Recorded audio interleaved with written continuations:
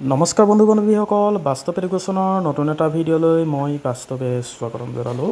বন্ধু বান্ধৱীসকল, আজি মই লৈ আনিছোঁ আপোনালোকৰ বাবে এটা টেট ৰিক্ৰুইটমেণ্টৰ বাহিৰৰ এটা বিষয়। যদিওবা আপোনালোকে নিশ্চয় জানে যে 90% অধিক ল'ৰা ছোৱালী কিন্তু এই চাকৰিৰ লগত জড়িত হয়। বন্ধু বান্ধৱীসকল, মই ক'বলৈ বিচাৰিছোঁ আজি অসম ডাইৰেক্ট ৰিক্ৰুইটমেণ্টৰ নিযুক্তি সম্পৰ্কত, যিটো 29 তাৰিখে পৰীক্ষা আছে, অৰ্থাৎ অহা কাইলৈ পৰীক্ষা আছে, হয় নাই বন্ধু বান্ধৱীসকল? গতিকে আজি আপোনালোকে এই কথাখিনি জানি যোৱাটো মোৰ মতে ভাল হ'ব যে কাইলৈ পৰীক্ষাত কি কৰিব লাগিব, নহ'লে বহুত মানুহতে আপোনালোকে চাওক।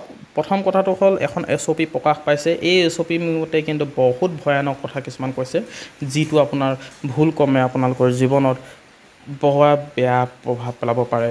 এইখন প্ৰকাশ কৰাৰ একমাত্ৰ কাৰণ হ'ল মুক্ত আৰু নিকানি ব্যৱস্থাৰে যি চাকৰি নিযুক্তি প্ৰদানৰ চৰকাৰে সুবিধা প্ৰদান কৰিছে বা ব্যৱস্থা গ্ৰহণ কৰিছে, আমি সেয়া কিন্তু মানিবই লাগিব, স্বীকাৰ কৰিব লাগিব। আৰু এই চেগতে বাস্তৱ এডুকেশ্যন চেনেলৰ তৰফৰ পৰা সমগ্ৰ অসম চৰকাৰৰ নিযুক্তি ব্যৱস্থাপনাৰ দায়িত্বত থকা সকলো বিষয়ববীয়ালৈ ধন্যবাদ জ্ঞাপন ও কৃতজ্ঞতা প্ৰকাশ কৰিছোঁ। বন্ধু বান্ধৱীসকল, এতিয়া হ'ল মূল বিষয়ববীয়াটো। আপোনালোকে যিহেতু অহা কাইলৈ যি প্ৰকাশ পাইছে চাকৰিৰ বাবে যি পৰীক্ষা অনুষ্ঠিত হ'ব, সেই পৰীক্ষাত কেনেধৰণৰ ব্যৱস্থা কৰিব লাগিব বা কি কি বস্তু নিব লাগিব নালাগিব, সেই বিষয়ে আমি আলোচনা কৰিম। এইখিনি আপোনালোকে জানি লোৱাটো খুবেই বা নিতান্তই প্ৰয়োজনীয়। প্ৰথম কথাটো হ'ল আপোনালোকে চাকৰিলৈ যেতিয়া যাব, এক নম্বৰটো হ'ল ডিটেইলমেণ্ট। আপোনালোকে চাকৰি যেতিয়া পৰীক্ষা দিবলৈ যাব, কাইলৈ মাত্ৰ এখন আধাৰ কাৰ্ডৰ জেৰক্স কপি বা আধাৰ কাৰ্ডৰ অৰিজিনেল কপি এটা, কলম আৰু এডমিট কাৰ্ড। তাৰ বাহিৰে আপোনালোকে কিন্তু একো নিনিব। কাঠ পেঞ্চিল নিব পাৰে, ৰাবাৰ নিব পাৰে, কিন্তু তাৰ বাহিৰে আপোনালোকে একো বস্তু নিনিব। ফিক্সিং এৰিয়া, এনে কিছুমান এৰিয়া আছে য'ত পুৰুষ মহিলা উভয় পৰীক্ষা দিছে। গতিকে সেনেকৈ অঞ্চলবিলাকত পুৰুষসকলক এটা লাইন আৰু মহিলাসকলক এটা লাইন পাতিব। আপোনালোকে যদি চাই যিবোৰ ঠাইত পৰীক্ষা কৰিব, তাত যদি তেনেকুৱা ধৰণৰ ব্যৱস্থা নকৰে, তেনেহ'লে আপোনালোকে তাৰ অস্বীকাৰ কৰিব পাৰে বা তাৰ আপুনি বিৰোধিতা কৰিব পাৰে, যাতে পুৰুষ আৰু মহিলা বেলেগ বেলেগ কক্ষ লাইনত থিয় হৈ পিনে আপোনালোকৰ ছিকিউৰিটি পাৰ্চনে চেক কৰে। ছেইনেছ এণ্ড এৱাৰনেছ, আপোনালোকৰ বিভিন্ন ধৰণৰ ইলেক্ট্ৰনিক ডিভাইচ আৰু অন্যান্য পেপাৰ, ব্লেংক পেপাৰ বা অন্যান্য বিভিন্ন ধৰণৰ ষ্টেচনাৰী আপোনাৰ প্ৰয়োজনীয় বস্তু বুলি ভাবে, কিন্তু সেইবোৰ আপুনি নিব নোৱাৰিব, সেইবোৰ থৈ আহিব।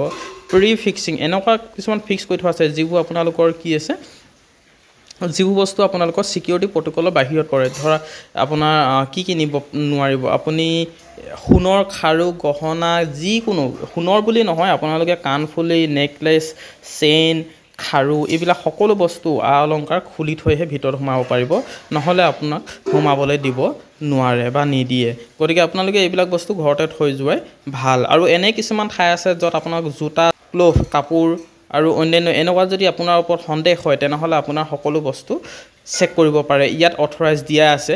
গতিকে আপোনালোকে বি পজিটিভ আৰু আপোনালোকে কোঅপাৰেটিভ কৰিব, যাতে ছিকিউৰিটিসকলে আপোনালোকক ভালদৰে পৰ্যবেক্ষণ কৰিব পাৰে। গতিকে এইবিলাক কিন্তু প্ৰট'কলৰ ভিতৰত পৰিছে, যাতে এজেঞ্চিবিলাকে যিসকল মানে গাৰ্ডে আপোনালোকক চেক কৰিব, তেওঁলোকক সেইটো সম্পূৰ্ণ দায়িত্ব দিয়া আছে। স্পেচিয়েল এটেনশ্যন, এনে কিছুমান ঠাই আছে য'ত hates and caps, footwear, jewellery association, এইবিলাক বস্তু একেবাৰে বেন কৰা আছে স্পেচিয়েল এটেনশ্যন এৰিয়াত, যিবিলাকত মানে সঘনাই দুৰ্নীতি হয় বুলি প্ৰকাশিত। হেণ্ডেলিং ছাছপেঞ্চ, এইখিনি মই ক'লোৱেই।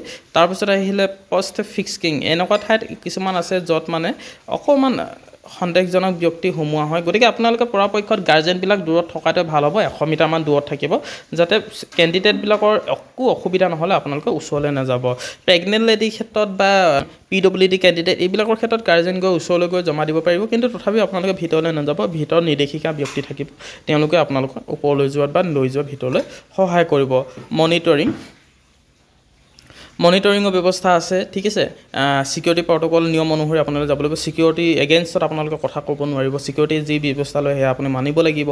ইমাৰ্জেঞ্চি প্ৰট'কল, যদি আপুনি বোলে ন্যায় ভংগ কৰিছে, দৌৰ মাৰি গৈ আপোনালোকে সোমাই দিছে, চেক কৰিবলৈ অমান্তি হৈছে, তেনেহ'লে আপোনাৰ ওপৰত একশ্যন হ'ব। আৰু বিৰোধী আপুনি যদি নকল নিব বিচাৰিছে বা ইলেক্ট্ৰনিক সামগ্ৰী ছিকিউৰিটি পাৰ্চনে নজনাকৈ মনে মনে লৈ যাবলৈ বিচাৰিছে, যদি কেনেবাকৈ ধৰা পৰে, ভিতৰত ধৰা পৰে বা কেনেবাকৈ ধৰে, তেনেহ'লে আপোনাৰ ওপৰত কিন্তু আইনগত ব্যৱস্থা ল'ব বুলি কোৱা হৈছে। গতিকে আপোনালোকে সাৱধান, আপোনালোকে একদম ভালদৰে পৰীক্ষাটো দিব। পজিটিভলি যিখিনি পঢ়িছে সেইখিনিয়ে পৰীক্ষা দিব, একো ইমান চিন্তা কৰিবলৈ নহয়। চাকৰি আহি থাকিব, গৈ থাকিব, কপালত থাকিলে এনেও পাব। অৰিয়েণ্টেশ্যন এণ্ড ফিক্সিং ষ্টাফ, আৰু ষ্টাফসকলক এইটো কৈছে যে আপোনালোকে যিমানবিলাকে পৰীক্ষা দিব লাগিব সকলোকে ঘৰ পৰ বুলি ভাবি একো কলা বগা বাছনি কৰিবৰ প্ৰয়োজন নাই আপোনালোকে আপোনালোকৰ ডিউটি কৰিব সকলোৱে আপোনালোকে ৰেছপেক্ট কৰিব dignity and honour of the individuals সকলোকে পৃথক পৃথককৈ নাচাব সকলোকে যাতে কেণ্ডিডেট হিচাপে আহে সেই কেণ্ডিডেটসকলক কেণ্ডিডেট হিচাপ বুলি ভাবিয়ে ভালদৰে পৰ্যবেক্ষণ কৰি সকলো সমান দৃষ্টিভংগীৰে ভিতৰলৈ সোমাব কৈছে কোনো কলা বগা বাচিবলৈ কোৱা নাই আৰু আপোনালোকৰ হিউমিলিটি প্ৰফেচনেলিজম এনচুৰিং ফেয়াৰনেছ আৰু আপোনালোকে কেণ্ডিডেটবিলাকক ভালদৰে ভিতৰলৈ যোৱাত সহায় কৰিব আৰু ভালদৰে চেক কৰিহে ভিতৰলৈ পঠিয়াব বুলি কৈছে আৰু এটা কথা গুৰুত্বপূৰ্ণ আপোনালোকৰ CCTV কেমেৰা ফটেজৰ ভিতৰত থাকিব আৰু CCTV কেমেৰা ফটেজবিলাক আপোনালোকৰ ছেফ হৈ থাকিব যদিও বা আপোনালোকৰ একো ধৰণৰ সন্দেহজনক কামত ব্যৱহাৰ নকৰে এইবিলাক ফটেজবিলাক মাত্ৰ এইবিলাক মাত্ৰ এটা ছেফ হিচাপে ধৰা হয় যাতে কোনো ধৰণৰ অৰাজকতাৰ সৃষ্টি নহয় এইবিলাক মিছ ইউজ বা মিছ গাইড কেতিয়াও কৰা নহয় আপোনালোকৰ ফটেজবিলাকত যদি